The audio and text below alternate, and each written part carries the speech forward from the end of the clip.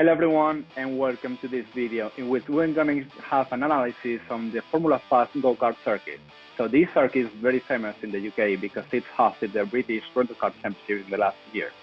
And to do so, we have Sam Slater. Hi Sam. Hello, thanks for having me. I'm really happy to have you because you've obviously won many heats in the last years, and you've also been semi-finalist, if I'm not wrong, once or twice. Every year but one, I believe. Yeah, every year. Oh, so several times. So I'm pretty sure your tips are gonna be very, very useful for anyone watching this video. So, I should hope so. Yeah. Do you want me to go ahead and get straight into it? Yeah, let's go.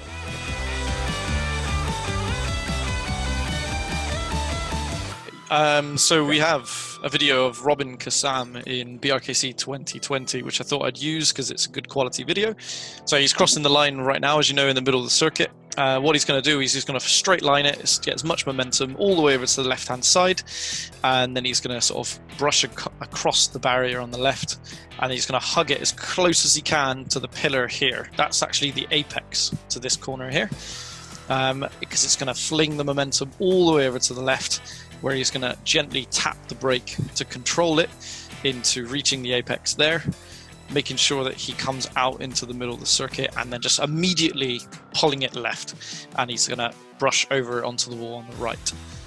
As he's then obviously foot to the floor, he's going to hold it left, hold, don't let it move. You've really got to hold it straight, and you want to keep to that barrier but not too close to it that it's actually going to fling and push you out.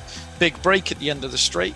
You want to actually let the kart take about a 45-degree angle, so not an immediate snap. You brake and you point it diagonally and immediately catch. Let the left tire get very close to the wall. Make sure that your back left tire does not clip the wall, and then let it flow with the track on the right, and then immediately pull it to the right as you're going around. And that two apexes you just saw there, he's left a bit of a gap in between them. So he's hit the first one, gave a bit of space to let the momentum continue, and he's hit the second apex. At this point here, he doesn't want to be flush with the wall. He wants to leave about a foot of a gap across the wall, and then he snaps it left, as you just saw there.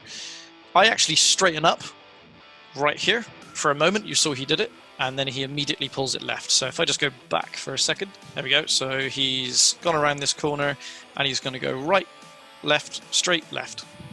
It's quite important to get that, because that will line you up perfectly for the straight run over across the line.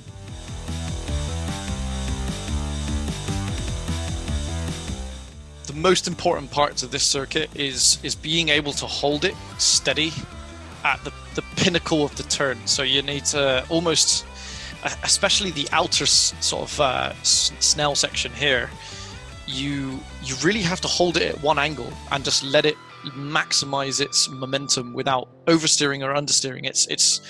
You have to learn that fine line of when it's about to oversteer and just hold it there, because because as you come in here, you can see that the angle he's holding it, he could be turning in a bit more, but he's not, because he's letting the engine build up speed, and that's crucial around this track, is just keeping that momentum flowing at its absolute maximum.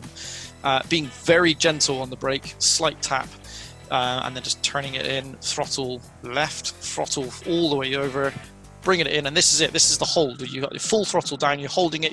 He's not moving the angle on the steering wheel at all, and now he can slowly straighten up all the way to the bottom. Big brake, 45-degree angle, hook it in over to the right, and then holding it, snap left, holding it. Do you see what I mean? It's that. Yeah. Once you get that angle, you get the momentum. It's just a matter of holding fire and making sure that you can just keep it steady. But if you get the entry to any of these corners slightly off, that whole hold will be affected, especially on this bit here.